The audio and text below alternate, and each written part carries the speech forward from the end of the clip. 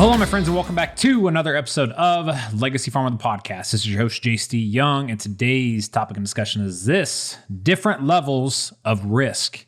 So inside of today's conversation, I'm going to talk about risk and how there are different levels of risk depending on what stage of business you are in. Yes, there are different stages of business. The things that you experience at level 5 of being in your business are completely different than the problems, challenges, or experiences that you have at year 1 of your business. So, and a lot of things that we've noticed too is a lot of people do not escape year 1. A lot of farmers and ranchers that come into Legacy Farmer have not figured out how to escape year 1. But that's not the topic. That's not the point of today's topic or discussion. Now, what I want to cover with you guys today is just how we have to understand that there's different levels of risk depending on what stage of business that you're in. Now, in year 1 of starting your business, the exact same as when I started Legacy Farmer, I was taking massive risk and I didn't have a fallback, right? There was no plan B for me. There was plan A. I was taking the island. I burned the boats. The only path was moving forward and we were going to figure this out. Now, like I said, a lot of farmers and ranchers, they never escape that. It's like they're risking everything year after year after year, which is obviously not what we want to do. Now, what's cool is my team and I, we went through an experience last week where we actually all met in person at Kansas City. And we spent 2 days together really just working on our business, mapping out our accountability chart, mapping out our roles and responsibility, who's responsible for this, what's going to happen, where are we going in 6 months, 12 months, 3 years, 5 years, 10 years, what are our goals, what are we going to do?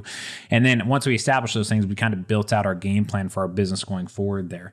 And, I'm just going to ask you, when was the last time you ever sat down and did that with your company or your business? For most of you, if you're a farmer or rancher, you grew up like I did, my granddad never did that. 99% of the members that have come to Legacy Farmer have never done anything like that. We've always just tried to survive year after year, and whatever needs done that day, we just go do it. We don't think about why we need to do it or where it's leading us to or where we're heading to or what the long-term game plan is for our business. We just go out and we basically survive day after day. And obviously that is a recipe for inevitable burnout inside of your business life, but also your personal life as well. Now, so we spent 2 days together and we really mapped out where we wanted to go over the next 6 months. Now, the decisions that we made in that meeting were dependent upon where are we going to be 6 months from now. And where we're going to be 6 months from now inside of our business is we're going to have more members, obviously, but in order to facilitate more members and make sure the value that we're providing our members remains inarguably high and the best service that they've ever gotten in the ag industry, period, we have to expand our team, right? We have to bring on more team members, which means more expense for the company, which means more lines of communication between team members. And so that brings about a risk in itself because things, and words and what needs to get done can get lost just between conversations between people. So you got to make sure you have systems in place to make sure everybody's on point and accountable for, which is what we mapped out. Now, when you're doing this though, we've decided to expand our team and everything. You take on a different level of risk, right? And what do I mean by that? As the owner, as the business owner, I feel a level of risk and responsibility in adding more people because as a business owner, yeah, you're cutting the checks, but you also feel responsible for that person's livelihood as well and their family as well, their children and everything. You feel the weight of it all. And there's a lot of emotion that comes into that decision. So this morning I was kind of working through some of those stories and I went and used a tool called the Stack. You guys have heard me use the Stack before in other podcasts and things like that. It's a tool that allows us just to break down those stories to get rid of all the emotion and find what the truth and facts are inside of our stories. Now, as I was going through this, I'm mapping out my concerns and just the anxiety and fear I had around where we're going, what it's going to take to get there. Who do I have to become to build the company that way? And who does our team have to become? And all of these things. And going through that, I recognized that there's 2 different levels of risk and there's multiple levels of risk. But what I recognized for me was that there's drastically different level of risk that I'm experiencing now versus 2019. If I failed in 2019 and 2018 when I started Legacy Farmer and got the thing off the ground and everything, guys, I didn't have a fallback plan. Like I had nowhere to go. If that thing failed back then I would have been like moving my family into like my parents' house or something like that. We would have been struggling very difficult and I would have failed as an entrepreneur and I would have went and got a job somewhere. Right. So I would have figured it out. I probably wouldn't have had to move into my parents' house, but that'd be on the table. But anyways, push through. Obviously, everything happens for a reason. God meant for Legacy Farmer to work out and to become what it has become. Otherwise, it wouldn't have, right? So you follow God's plan, you trust His plan and His leadership and guidance inside of your life, and you keep moving forward. Now, like I said, back in 2019, I didn't have a fallback plan, right? I had no foundation. I had no stability. Fast forward to 2022 and where we're at today with the amount of team members we have, which we're now at 8 team members, with the amount of customers we have, which we're over 300, with the amount of just financial stability we have in our business, and also to my personal financial stability. The risk that we're taking right now of adding on more people, yes, it's still a risk, but what's at risk here, what could happen, is not near as bad as what could have happened back in 2019, right? Now, I equate this to leveraging your ground to, take on an additional opportunity, whether that's buying more ground or you're starting up a new business or whatever. A lot of farmers and ranchers have to literally leverage every acre they have year after year after year. They are risking the entire farm on that 1 year. That's what I did back in 2019. Now, in my scenario today, it's like I own 2,000 acres, right? And I'm just using this as an example from a farmer's perspective. It's like I own 2,000 acres, but I'm only risking a quarter of ground on this. You see what I mean there? The risk changes because over that time frame there, if you're a farmer or rancher, over that time frame, you build all this equity in this ground and you fine tune your business and you're profitable and you're making things happen and you're watching all your numbers and you're just getting these systems and processes built out. You're establishing your financial foundation at the same time. You're just not just financial foundation, just systematic foundation as well, and stability inside of your business. And that's what I recognized this morning. It's like, yeah, Jace, you're not taking the same level of risk because what's at risk is completely different than what was at risk in 2018 and 2019, right? When I left the banking industry in 2016, I had nothing.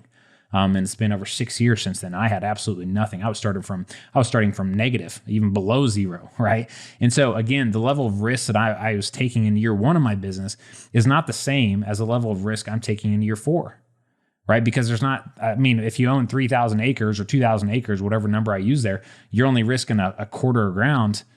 That's not a huge risk, right? You're being more strategic with it. And because you've built this financial foundation inside of your business, you have more time. You can be more patient. You can wait for the right opportunities to come up at exactly the right time. So many people in this world, and especially in our industry, take advantage of opportunities at the absolute wrong time.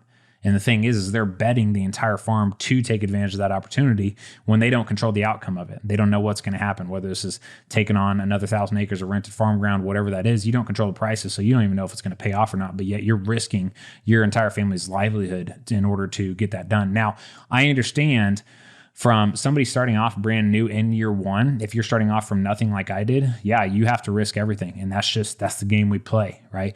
But if you're 2 decades into farming and you're still having to risk everything year after year after year, my friend, you have to do something different because that is not sustainable. And deep down, I don't care if it's 5 years or if it's 20 years, the mental weight that you feel of having to risk everything year after year after year, it's freaking exhausting. It destroys you mentally. It destroys you personally and in your mind and in your body. And then that destroys other parts of your life as well, right? So I wanted to share this with you so that you could really look at your life and look at your operation, your business, and figure out what level of risk are you taking? And based on how many years you've been in business, is that really the level of risk that you should be at right now, or should you be somewhere else? Should you be someplace different right now? Now, like what we do in Legacy Farmer with all the systems and processes and everything that we lead all of our members through, we're establishing that foundation. And the reason is so that our members know their numbers such at a detailed level, and they know them themselves well enough too, just going through our personal side of our program and the coaching and everything there, to where when an opportunity does come up, they're not going to risk 2,000 acres on it that they own. They're going to risk maybe a quarter. Maybe it's 2 quarters if it's a good enough opportunity. But we are never going to risk everything that we have worked to build over decades of work in order to grow the operation by 1,000 acres in 1 year. We're never going to risk everything we've owned just for one opportunity. So in order to get to that point where you don't have to do that anymore, you have to spend the time establishing the systems and processes and your financial foundation inside of your business. And a lot of farmers and ranchers today, as you guys know, they don't have it. Their financial foundation is like a pile of rocks trying to hold up the Empire State Building, right? It's like, it's not going to work. It's not going to last. It is inevitable that thing is going to come down. It's not a matter of if, it's a question of when, right? And again, this is why a lot of what we do in Legacy Farmer exists, so that we can get a solid foundation built for every business owner inside of this country. So we no longer have hundreds of family farms going out of freaking business every single year. That's something else that we talked about last week in our meeting as well, which was great being face to face with our members, because Yes, we've been focused a lot on the value that we're providing our members, right? And the systems, the processes, all the trainings and our software and everything that we're building out to help them get their business structured and organized, their team organized, but get them to where they have the financial knowledge and they know their business at a detailed level. But inside of that conversation, we also revisited the why as to why we exist, which was great because some of our team members in there, like, it was an emotional moment, because a lot of our team, they came from our network first. They came from our group first. They came in as a customer. And so, guys, a lot of what we do, it's like, if we don't have any competitors in Legacy Farmer. Nobody is doing what we do comprehensively from A to Z, with the personal side, with the banking, with the cash flow, with the team accountability chart, with the field metrics, with like just everything that we're doing inside of our process. We don't have any competitors in the market. And I looked at our team last week and I said, guys, like, we were looking at our targets, where we wanted to go, the number of families that we wanted to help. And I said, guys, if we do not have the courage and the grit to step up and help those families, guess who's going to help them? Nobody. Like, that's how I feel in my life. And a lot of you listen to this, you feel it too, where it's like, man, if it's going to get done, I'm going to have to be the one that goes and does it. Well, that's not true, because it's going to be us that goes and gets it done. There's no way I could impact the number of families that we want to without my team.